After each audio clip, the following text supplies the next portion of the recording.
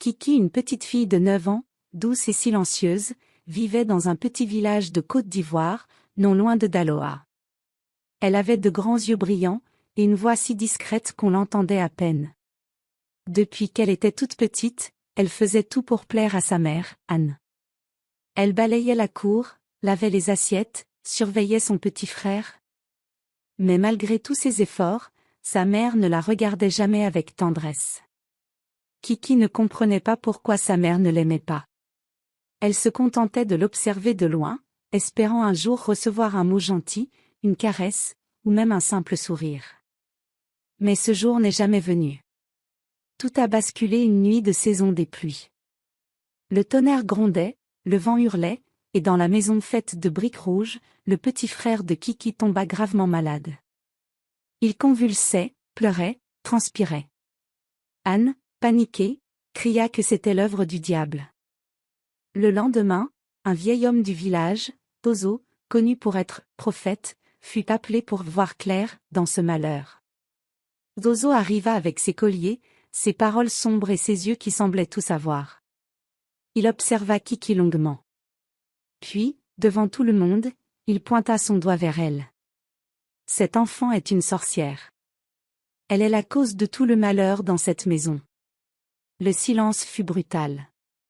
Anne la regarda comme si elle ne l'avait jamais vue. Les voisins hochèrent la tête. Kiki, elle, sentit son cœur s'arrêter. Sorcière? Elle ne savait même pas ce que ce mot voulait vraiment dire. Anne entra dans une colère noire. Elle hurla, la gifla, la poussa dehors sous la pluie. Elle la traîna par le bras jusque sur la place du village et cria à tous. « Je n'ai plus d'enfant. Elle n'est plus la bienvenue dans ma maison. Que la pluie la purifie de sa malédiction. » Les gens la regardaient, certains la traitaient de « sale sorcière », d'autres détournaient le regard. Kiki, pieds nus, trempée, tremblait sans comprendre. Pourquoi? Pourquoi sa propre mère lui faisait ça? Elle ne voulait pas faire de mal. Elle voulait juste être aimée. Cette nuit-là, Kiki dormit dans un coin du marché, recroquevillée contre un mur, le ventre vide et le cœur brisé. Elle pleura jusqu'à ne plus avoir de larmes. À seulement 9 ans, elle comprit qu'elle n'avait plus de maison. Plus de famille. Plus de nom. Juste une étiquette, sorcière. Mais dans son cœur, une petite lumière résistait. Une petite voix lui disait. Tu n'es pas ce qu'ils disent. Tu es plus que ça. Elle ne savait pas d'où venait cette force. Mais c'est elle qui allait l'aider à survivre. Car même rejetée du monde, Kiki allait bientôt découvrir que la douleur peut devenir une arme, et qu'un jour, les larmes peuvent arroser une forêt d'espoir. Kiki s'était endormie dans un coin du marché, sur un carton humide et sale, enveloppé dans un panier qu'elle avait ramassé dans une poubelle. Le matin suivant, les cris des commerçants, les claquements de seaux d'eau, et l'odeur du poisson séché la réveillèrent. Elle avait mal partout.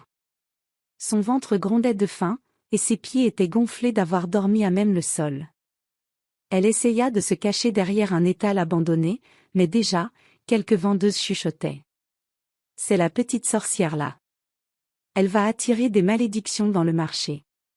Il faut qu'elle parte. Kiki voulait disparaître. Elle regardait ses mains sales, ses pieds nus, et se demanda si elle méritait vraiment de vivre. Juste au moment où elle songeait à fuir encore plus loin, une voix douce l'appela. « Et petite, viens ici. » Elle leva les yeux et vit une vieille femme assise à l'ombre d'un parasol, avec un large panier de bananes plantain devant elle. Elle portait un vieux panier noué autour de la taille, un foulard jaune sur la tête, et un regard différent. Pas de peur. Pas de haine. Un regard inquiet. C'était Maggie. « Tu as mangé ?» lui demanda la femme. Kiki secoua la tête. Elle ne pouvait même plus parler. Sans un mot de plus, Maggie tendit une banane mûre vers elle. Kiki hésita. Était-ce un piège? Allait-on encore la frapper si elle acceptait? Mais la faim était trop forte. Elle attrapa doucement la banane et la mangea lentement, les yeux pleins de larmes. Tu veux rester ici un peu, hein? tu peux m'aider à éplucher les bananes? Moi aussi j'ai besoin de quelqu'un, tu sais. Kiki hocha timidement la tête. Ce jour-là, elle passa la matinée à côté de Maggie. Elle ne parlait presque pas, mais Maggie n'insistait pas. Elle lui donnait de l'eau, lui montrait comment couper les bananes, et lui racontait des petites blagues. Pour la première fois depuis des jours, Kiki se sentit un peu humaine. Le soir venu, alors que le marché se vidait, Kiki se leva pour partir. « Tu vas aller où maintenant ?» demanda Maggie. Kiki haussa les épaules. Elle n'avait pas d'endroit. Pas de plan. « Tu peux venir dormir chez moi, mais je te préviens, ce n'est pas un palace. C'est petit, c'est vieux, mais c'est propre et c'est calme. » Le cœur de Kiki battait fort. Elle ne savait pas si elle pouvait faire confiance. Mais quelque chose chez cette femme la rassurait. Alors, elle accepta. La maison de Maggie était une petite case en tôle, avec une natte au sol, un vieux matelas en coin, et une odeur d'encens. Mais Kiki n'avait jamais vu endroit aussi paisible. Maggie lui donna un seau pour se laver, lui prépara du riz au poisson séché, puis lui montra un coin où dormir. Avant d'éteindre la lampe, elle lui dit doucement. « Ici, tu n'es pas une sorcière. Tu es une enfant. Une enfant qui mérite de dormir sans peur. » Kiki ferma les yeux, le cœur serré mais rassuré. Pour la première fois depuis longtemps, elle sentit une chaleur dans sa poitrine. Elle ne savait pas encore que cette vieille femme allait changer son destin. Mais cette nuit-là, elle reposa sa tête sur le matelas, et rêva, d'une maison, d'un sourire, et d'une vie sans peur. Kiki se réveilla très tôt, comme chaque matin désormais. Elle vivait chez Maggie depuis quelques semaines, et bien que tout ne soit pas parfait, elle avait enfin un toit, un repas, et surtout, un peu de paix. Maggie, avec sa patience et son grand cœur, ne lui posait jamais trop de questions. Elle agissait comme une mère, sans condition, sans jugement. Mais Kiki ne riait pas encore. Elle ne parlait que très peu. Elle restait prudente, silencieuse, comme une petite biche qui a trop souvent fui les chasseurs. Un jour, alors qu'elle coupait des plantains au marché, Maggie posa doucement une main sur son épaule. « Kiki, tu sais lire ?» Kiki baissa les yeux. Elle n'avait plus mis les pieds dans une école depuis qu'on l'avait accusée de sorcellerie. Elle avait honte. Elle hocha timidement la tête. « Tu veux y retourner ?» demanda Maggie. Kiki la regarda, surprise. Elle n'avait pas osé espérer. « Oui » murmura-t-elle enfin. Le lendemain, très tôt, Maggie prit Kiki par la main et l'emmena à l'école du quartier. Le directeur les accueillit avec méfiance. Il avait déjà entendu les rumeurs. La fille sorcière était de retour. Mais Maggie ne baissa pas les yeux. « Elle a le droit d'apprendre, monsieur. Et vous avez le devoir d'enseigner, non ?» Le directeur accepta, à contre-cœur. Quand Kiki entra dans la salle de classe, le silence tomba. Les autres enfants la fixaient, certains reculaient, d'autres chuchotaient. C'est elle, la sorcière. Pourquoi elle est là? Kiki sentit sa gorge se serrer. Mais elle se rappela les mots de Maggie, la veille. Tu n'as rien à prouver à ceux qui t'ont rejeté. Apprends, avance. Un jour, c'est eux qui t'écouteront. Alors elle s'assit, au fond, discrètement. Pendant les cours, elle restait concentrée. Elle notait tout, écoutait avec attention. Et très vite, les enseignants remarquèrent quelque chose, Kiki était brillante. Elle comprenait vite, elle retenait bien, elle posait de vraies questions. Mais cela ne suffisait pas à effacer les jugements. À la récréation, elle restait seule. Personne ne voulait jouer avec elle. Les enfants s'éloignaient quand elle passait. Parfois, on lui jetait des papiers. Une fois, un garçon lui murmura à l'oreille. « Si tu veux qu'on t'accepte, il faut que tu fasses disparaître un élève. » Kiki rentrait chaque jour avec les yeux rouges, le cœur lourd. Maggie la réconfortait, lui racontait des histoires de femmes fortes, de rois rejetés, de bâtisseurs oubliés.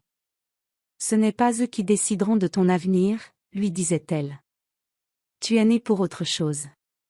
Un soir, Kiki décida de changer sa douleur en force. Elle se fixa un objectif, devenir la meilleure élève de l'école. Pas pour prouver quoi que ce soit. Mais pour elle. Pour Maggie. Pour toutes les autres sorcières qu'on avait rejetées. Elle se mit à étudier jour et nuit. Elle empruntait des livres, posait des questions, copiait les anciens examens. Chaque bonne note était une victoire contre la honte. Chaque mot appris était une brique de plus dans sa reconstruction. Petit à petit, même certains enseignants commencèrent à la féliciter. Les regards changeaient, lentement. Mais Kiki ne cherchait plus à plaire. Elle cherchait à grandir. Kiki avait maintenant 17 ans. Les années avaient passé. Grâce à la bienveillance de Maggie, elle était devenue une jeune fille brillante, mature, avec un regard profond et calme. Elle était la meilleure élève de son école. Certains camarades avaient fini par l'accepter, d'autres continuaient à murmurer derrière son dos. Mais Kiki ne s'en souciait plus. Chaque jour, elle rentrait de l'école, posait son sac dans un coin, aidait Maggie au marché, puis étudiait sous la lampe à pétrole jusqu'à tard dans la nuit. Elle rêvait de devenir enseignante. Elle voulait créer un lieu où aucun enfant ne serait jamais traité comme elle l'avait été. Mais la vie, encore une fois, allait frapper là où ça fait le plus mal. Un matin, alors que Kiki se préparait pour l'école, elle entendit un bruit étrange dans la pièce. En entrant, elle vit Maggie allongée au sol, immobile, la bouche entr'ouverte. Son cœur s'arrêta. « Maman Maggie! Maman Maggie !» s'écria-t-elle en courant vers elle. Elle la secoua, l'appela encore et encore, mais rien. Maggie ne respirait plus. Des voisins arrivèrent, alertés par les cris. Un vieil homme posa sa main sur l'épaule de Kiki et dit d'une voix grave. « Elle est partie, ma fille. Elle a rejoint ses ancêtres. » Kiki tomba à genoux, incapable de respirer. Son seul refuge. Sa seule famille. Celle qu'il avait aimée quand personne ne l'avait fait. Elle n'arrivait pas à accepter. Non. Pas maintenant. Pas elle. Le marché fut en deuil. Beaucoup connaissaient Maggie, sa gentillesse, son sourire. Mais peu savaient vraiment qui elle était pour Kiki. C'est à l'enterrement, dans un coin du petit cimetière du village, que Kiki prit la parole pour la première fois devant tous. Cette femme, dit-elle la voix tremblante, n'avait pas d'enfant. Mais elle m'a élevée comme une reine. Quand ma propre mère m'a rejetée, elle m'a tendu la main. Elle m'a appris à aimer, à rêver, à pardonner. Aujourd'hui, je fais une promesse devant vous tous. Elle leva la tête, les larmes coulant sur ses joues. Je vais étudier. Je vais devenir grande. Et un jour, je bâtirai une école. Une école pour les enfants comme moi. Une école pour les rejetés, les orphelins, les blessés. Une école qui portera son nom. Il y eut un silence. Puis un vieux monsieur murmura. Que Dieu t'entende, ma fille. Ce soir-là, seule dans la maison vide, Kiki alluma la lampe à pétrole. Elle prit un vieux cahier et écrivit ces mots sur la première page. Projet, Maison Lumière de Maggie École pour enfants rejetés. Fondatrice, Kiki, survivante de l'abandon et de l'amour. Les jours suivants furent durs. Kiki dut se débrouiller seule. Elle retourna au marché pour vendre les restes de bananes de Maggie. Elle continua l'école en parallèle. Elle lavait les habits des gens pour gagner quelques francs. Mais elle ne lâcha rien. La douleur de la perte était grande, mais la promesse qu'elle avait faite était plus forte. Chaque fois qu'elle voulait abandonner, elle entendait la voix de Maggie dans sa tête. « Tu es plus forte que ce que tu crois. » Et alors, elle se relevait. Les mois passèrent, et Kiki tenait bon. Chaque jour, elle partageait son temps entre les travaux au marché, le lavage des habits pour les voisins, et ses études. Même si elle était souvent épuisée, elle n'avait qu'un seul but, honorer sa promesse à Maggie. Dans son vieux cahier, elle écrivait des idées pour sa future école, des cours de lecture, des jeux éducatifs, un dortoir pour les enfants rejetés. Son rêve grandissait, malgré la réalité qui l'écrasait. Un matin, alors qu'elle arrivait en retard à l'école, le directeur l'attendait devant la porte de la classe, une lettre à la main.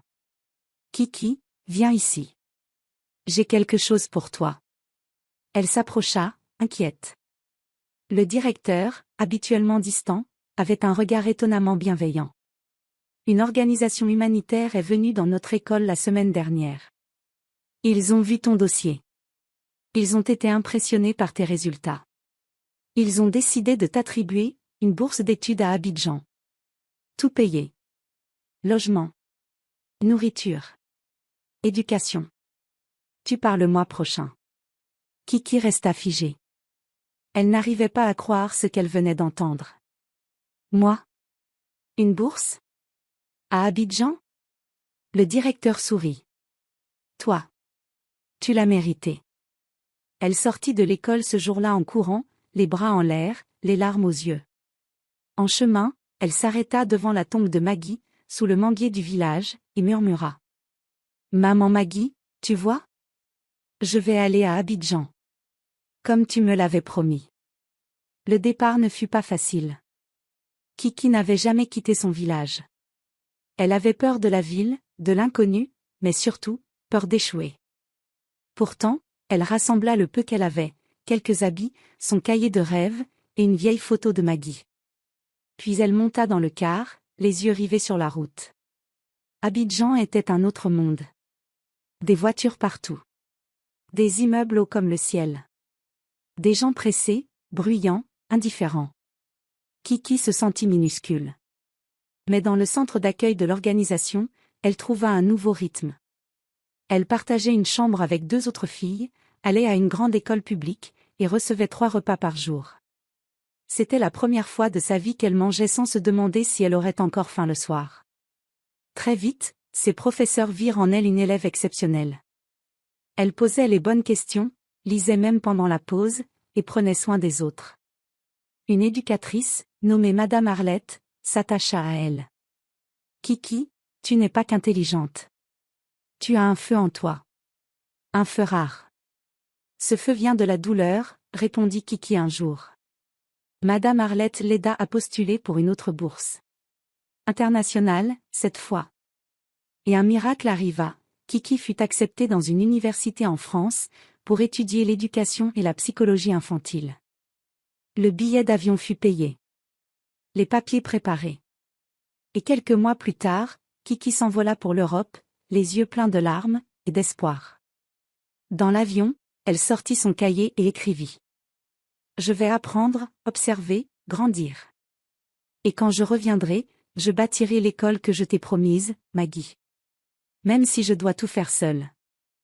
Kiki descendit de l'avion à Paris avec une boule au ventre. Tout était nouveau. L'air était froid, les gens pressés, les visages fermés. Elle serrait contre elle son sac à dos, dans lequel se trouvait son précieux cahier de rêve, une petite photo de Maggie, et un dictionnaire français qu'on lui avait donné avant de partir. Elle n'avait jamais quitté la Côte d'Ivoire, et maintenant, elle se retrouvait dans un pays où elle ne connaissait personne. À l'université, elle était logée dans une petite chambre d'étudiante. Elle n'avait pas de famille, pas d'amis, mais elle avait une chose que d'autres n'avaient pas, une mission, un but. Elle se souvenait de chaque nuit passée sous la pluie, chaque insulte, chaque larme, chaque sourire de Maggie. Tout cela l'empêchait d'abandonner. Ses premiers mois furent difficiles. Le froid la rendait malade. Elle avait du mal à suivre les cours, car les accents des professeurs étaient rapides. Parfois, elle sortait de l'amphithéâtre avec mal à la tête. Mais elle ne se plaignait jamais. Chaque soir, elle restait à la bibliothèque, relisant ses notes, réécrivant les leçons, utilisant des vidéos sur Internet pour mieux comprendre. Un jour, un professeur nommé Monsieur Laville la convoqua. Kiki, tu n'as pas eu les meilleures notes ce semestre. Mais, ton effort est exceptionnel. Tu as une rigueur que je ne vois pas souvent. Si tu continues ainsi, tu iras loin. Ces paroles la marquèrent. Elle redoubla d'efforts. En plus de ses cours en éducation et psychologie, elle suivit une formation en gestion d'établissements scolaires. Elle voulait non seulement enseigner, mais aussi savoir diriger une école, gérer des équipes, créer un programme adapté aux enfants rejetés. En dehors des cours, Kiki ne sortait presque jamais. Elle évitait les fêtes, les distractions. Certains la trouvaient trop sérieuse. D'autres disaient qu'elle était bizarre.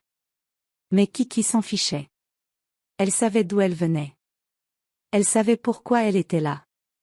Parfois, le soir, elle s'asseyait seule dans sa chambre, regardait la photo de Maggie, et murmurait. Je n'ai pas le droit de te décevoir. Chaque fin de mois, avec la petite bourse qu'elle recevait, elle mettait de côté. Elle vivait sobrement. Pas de nouveaux habits, pas de restaurant. Tout ce qu'elle économisait, elle le notait dans un carnet. Ce carnet s'appelait « Projet Maggie ». À la fin de ses 3 années d'études, Kiki fut major de sa promotion. L'université lui offrit une récompense. Mais elle demanda autre chose, un soutien pour retourner dans son pays et mettre en place un projet éducatif pour les enfants accusés de sorcellerie. Son discours lors de la remise de diplôme fit pleurer plus d'un invité. Je suis cette petite fille qu'on a traitée de sorcière à 9 ans. Celle qu'on a chassée, humiliée, abandonnée. Mais aujourd'hui, je suis ici, debout, instruite, prête à bâtir ce que personne n'a jamais voulu m'offrir, une école de dignité. La salle se leva pour l'applaudir. Certains responsables d'ONG présents dans la salle prirent son contact. Quelques semaines plus tard, Kiki était de retour à Abidjan. Elle avait changé. Plus grande, plus confiante, avec une vision claire. Elle n'était plus la fillette brisée du village. Elle était une femme en mission. Kiki descendit du car poussiéreux à l'entrée de son village natal, situé à 1 heure de Daloa. Cela faisait plus de 10 ans qu'elle n'y avait plus mis les pieds. Elle serrait dans ses bras son sac de cuir usé, contenant son cahier « Projet Maggie », ses documents, et une enveloppe remplie des premières économies qu'elle avait réussi à rassembler depuis la France. Le village n'avait pas changé.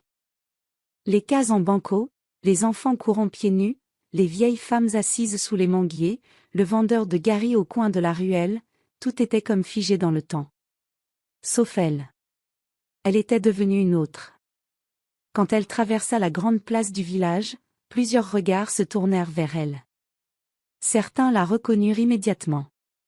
C'est pas la petite sorcière? Elle est revenue? Après tout ce qu'on a dit d'elle? Elle n'a pas honte? Mais Kiki marchait tête haute. Elle avait mal, oui. Les souvenirs remontaient, comme des coups. Les insultes. Les pierres. La pluie. Le regard vide de sa mère. Tout revenait. Mais elle n'était plus la petite fille de 9 ans qu'on avait brisée.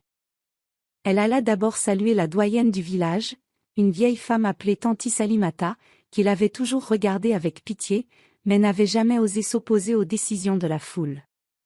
Salimata fondit en larmes en la voyant. Kiki. Ma fille. Tu es belle comme un soleil. Pardonne-nous. On n'a pas su. Je suis là pour construire, Tanti, pas pour rappeler les douleurs, répondit Kiki doucement. Le lendemain, elle se rendit sur l'ancien terrain vague près du Marigot, un endroit autrefois abandonné. Elle voulait y poser les fondations de son école. Elle appela le chef du village et demanda une réunion avec les notables. Lorsqu'elle leur expliqua son projet, un silence pesant s'installa dans la salle en bois. Une école, pour les enfants rejetés, demanda le chef, étonné. Oui. Pour les enfants qu'on appelle sorciers, les orphelins, ce que personne ne veut. Tu veux ramener les mauvais esprits dans le village? Rétorqua un vieil homme. Non. Je veux chasser l'ignorance. Ce sont vos peurs qui ont tué des enfants innocents. Moi, j'ai survécu. Mais combien d'autres sont morts en silence? Certains murmuraient. D'autres hochaient la tête. Une femme, en larmes, se leva au fond. Mon fils a été brûlé parce qu'un devin a dit qu'il était sorcier. Si cette école existait avant, il serait encore là. Peu à peu, les cœurs s'ouvrirent.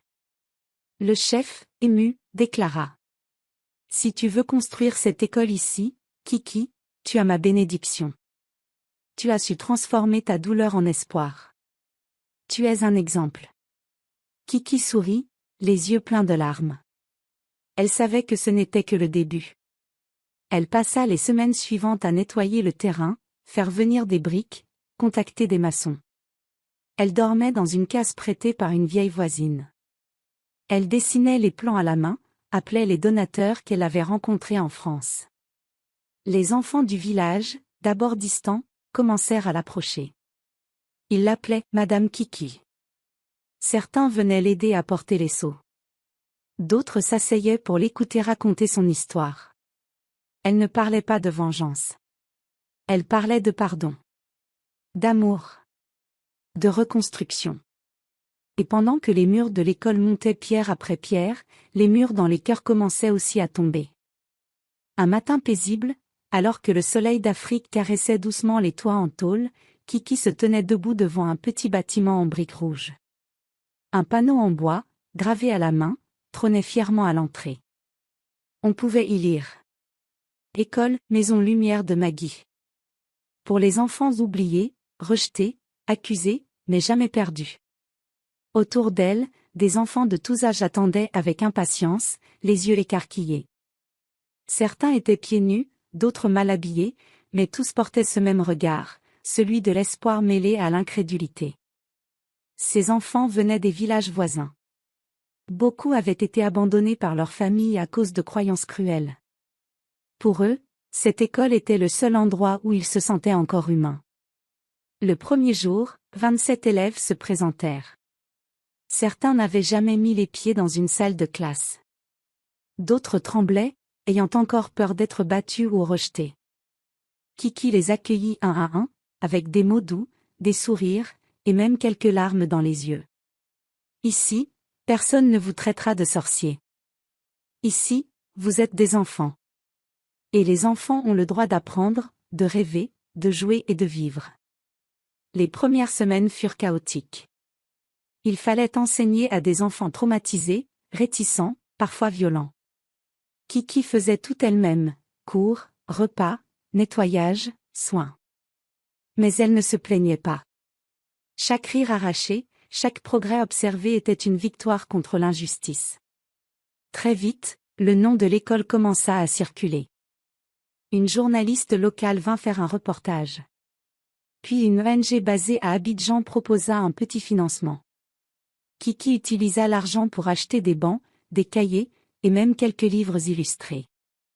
Une femme du village se porta volontaire pour l'aider à la cuisine. Un jeune homme, ancien maçon au chômage, proposa de construire une deuxième salle de classe gratuitement. L'école devint un lieu vivant. On y chantait, on y récitait des poèmes, on y apprenait à lire, à écrire, à compter, mais surtout, on y guérissait les cœurs. Certains enfants venaient lui confier leurs cauchemars. D'autres demandaient à dormir près d'elle, de peur que la nuit ne les ramène à leurs souvenirs douloureux. Kiki leur parlait de sa propre histoire, mais toujours avec douceur. J'ai été comme vous. J'ai dormi dehors. J'ai eu faim. J'ai été insultée, battue, oubliée. Mais une femme m'a tendu la main. Et aujourd'hui, c'est à mon tour de le faire. Elle avait peint sur le mur de l'entrée une phrase, en hommage à sa mère adoptive. Merci Maggie. Ton amour m'a donné des ailes. Le village changeait aussi. Des parents, autrefois complices de rejet et de violence, commençaient à poser des questions. Certains venaient s'excuser, d'autres demandaient s'ils pouvaient inscrire leur enfant. Kiki acceptait tout le monde, sans rancune, mais avec une fermeté douce. Ici, on n'apporte pas les enfants pour s'en débarrasser. On les confie pour les aider à grandir. Et quand elle se tenait au milieu de la cour, entourée d'enfants qui l'appelaient « Tanti Kiki », elle savait une chose avec certitude, sa promesse avait pris vie. Un après-midi chaud, alors que Kiki faisait la lecture à un groupe d'élèves sous un grand arbre à l'ombre, un murmure se propagea dans la cour de l'école. Des enfants couraient vers la barrière, intrigués. Une femme inconnue venait d'arriver, soutenue par un jeune garçon à l'air fatigué. Elle marchait lentement, le visage couvert d'un foulard délavé, les vêtements poussiéreux, les mains tremblantes. Kiki leva les yeux, et son cœur se figea. C'était Anne. Sa mère biologique. Elle avait vieilli, amaigrie, méconnaissable.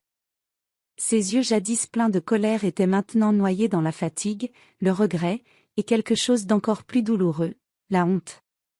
Le garçon à ses côtés, d'environ 8 ans, avait les traits tirés, comme s'il portait un fardeau bien trop grand pour lui. « Bonjour », souffla Anne d'une voix à peine audible. « Je viens chercher de l'aide. » Kiki se leva, lentement. Les enfants autour d'elle se turent, observant la scène. Elle s'approcha, sans un mot. Elle était debout face à la femme qui, autrefois, l'avait traînée dans la rue, l'avait traitée de sorcière, l'avait abandonnée à 9 ans. Tout revint en un éclair, la pluie, les insultes, le prophète Ozo, les nuits sans abri. Anne baissa les yeux. « Mon fils. Il est malade. On m'a dit que tu avais une école ici. Je n'ai nulle part où aller. » Il y eut un silence pesant. Kiki sentit ses mains trembler. Elle n'avait jamais imaginé ce moment. Elle n'avait jamais su si elle reverrait un jour cette femme. Elle avait pardonné depuis longtemps, en silence, dans sa prière. Mais faire face à elle, là, dans sa cour, c'était différent.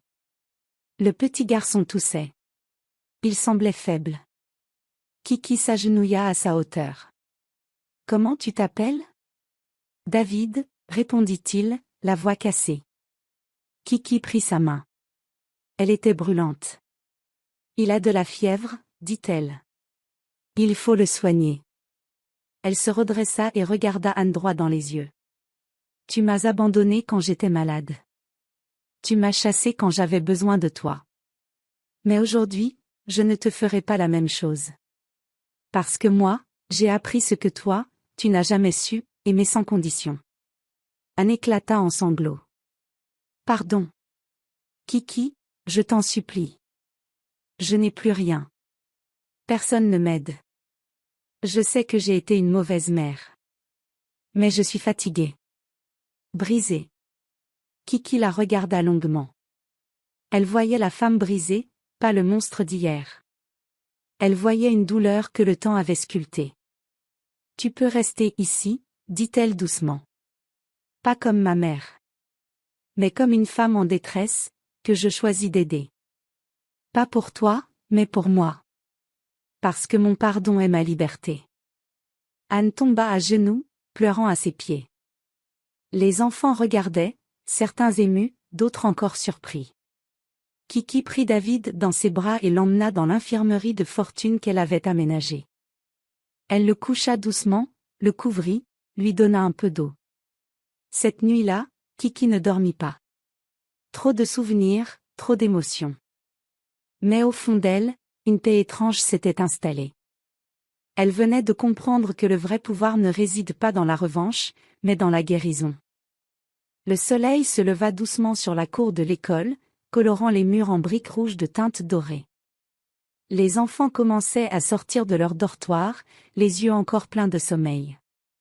Kiki, elle, était déjà debout.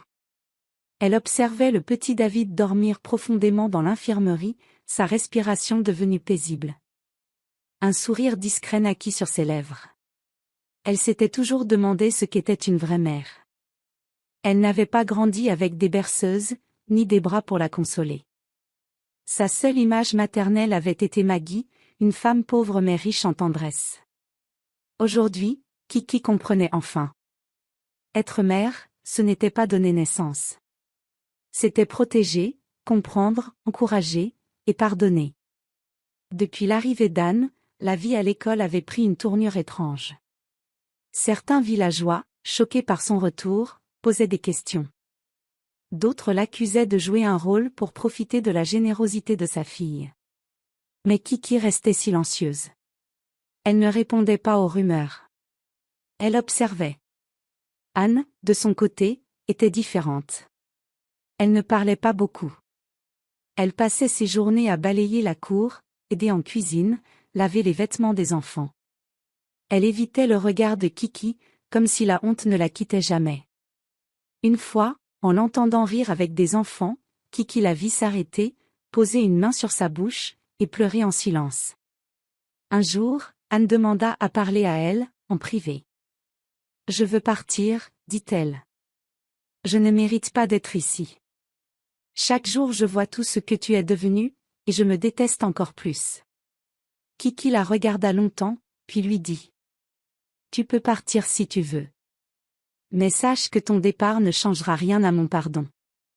Tu as détruit mon enfance, c'est vrai. Mais j'ai choisi de reconstruire ma vie, pas de la venger. Anne baissa les yeux. Et David? Murmura-t-elle. David restera ici. Il aura tout ce que je n'ai pas eu. Je vais être pour lui ce que tu n'as pas su être pour moi. Anne éclata en sanglots, puis tomba à genoux. Merci.